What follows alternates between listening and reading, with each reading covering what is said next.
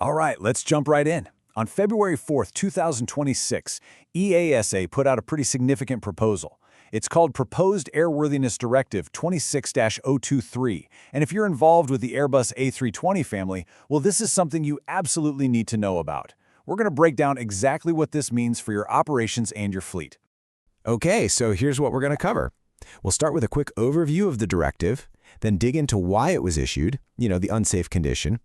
We'll cover which aircraft are affected, the required actions and deadlines, and of course the impact on safety and your day-to-day operations. Finally, we'll wrap it all up with a summary of what you need to do.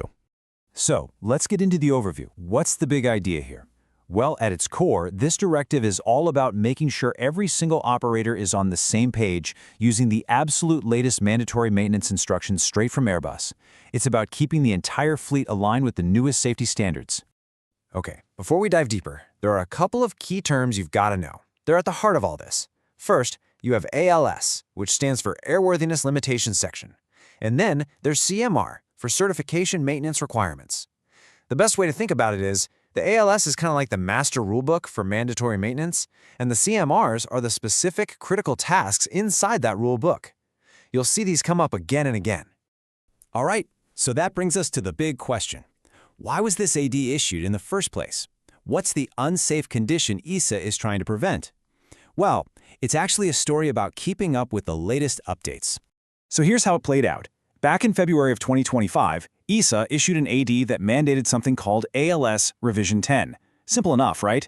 But then, just a few months later in November, Airbus released a brand new update, Revision 11. And this new revision wasn't just a minor tweak, it introduced new and even more restrictive tasks. So this new proposed AD from EASA is basically them catching up and saying, okay, that new Revision 11 from Airbus, that's the new standard, and it's now mandatory for everyone. And EASA is being incredibly direct about why this is so important. They state, and I'm quoting directly from the proposal, that failure to accomplish these instructions could result in an unsafe condition. They're not leaving any room for interpretation here. This is a clear warning that failing to keep up isn't just a compliance issue, it's a fundamental safety risk. So why are these tasks so critical? Well, a few big reasons. First, they ensure the aircraft continues to meet its original safety certification basis. That's huge. Second, they're designed to proactively prevent known failure modes from happening down the line. It also brings the newer A320 family models into the fold, and most importantly, it incorporates these new, more restrictive tasks that Airbus has identified as necessary. Okay, this is probably the question on everyone's mind. Exactly which aircraft are we talking about here? Let's define the scope. And the answer is, well, it's comprehensive. This applies to all Airbus A318, A319, A320, and A321 airplanes.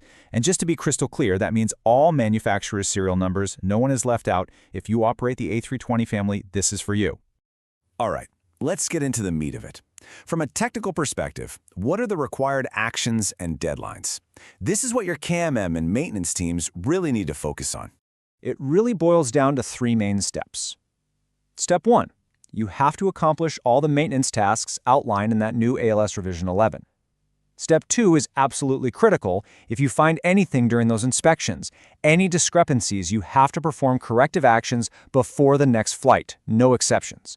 And Step 3, you need to officially revise your Aircraft Maintenance Program, or AMP, to include these new requirements. This table really lays it out clearly. For the new maintenance tasks, you'll follow the thresholds and intervals specified right in the ALS. For corrective actions, the when is immediate, before the next flight. And for that big AMP revision, you've got a deadline of 12 months after the AD's effective date. So while you have some time for the paperwork, the on-the-ground fixes have to be instant. So, we've talked about the what and when. Now let's zoom out a bit and look at the bigger picture. What does this really mean for the safety and operational side of your fleet? It really comes down to this simple flow from hazard to mitigation. The potential hazard here is a gradual degradation of structural integrity or system function over time. It's a risk that could build silently.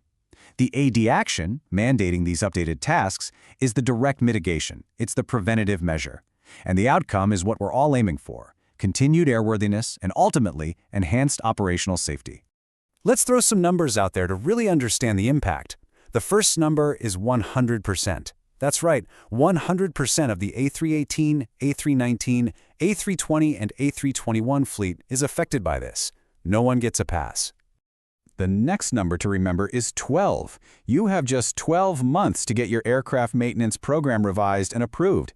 Now, that might sound like a lot of time, but when you think about the internal processes and approvals needed, that deadline can creep up fast. And finally, probably the most operationally significant number, 0. That's how many flights are allowed if any of these new inspections turn up a finding that isn't corrected. It means an immediate grounding until it's fixed. That's a huge potential disruption to operations if you're not prepared. Okay, let's bring it all together and summarize what this means for you. The bottom line is, are you ready for this? This really is the key question you need to be asking yourself and your team. Is your camo ready for these changes? Are your planning and maintenance departments geared up to implement this? So, to recap your key obligations, who's affected? All operators of the Airbus A320 family. What do you have to do? Accomplish the tasks in ALS Revision 11 and revise your AMP. And when? You've got 12 months for the AMP revision, but for any findings, the correction has to happen before the very next flight. It's a major undertaking that requires coordination across the board. And one last very important reminder. While this explainer gives you a solid overview, it is absolutely essential that you refer to the official EASA Pad 26-023 text and the related service bulletins. That is the only source for complete official instructions. Subscribe to AEROPODA YouTube channel.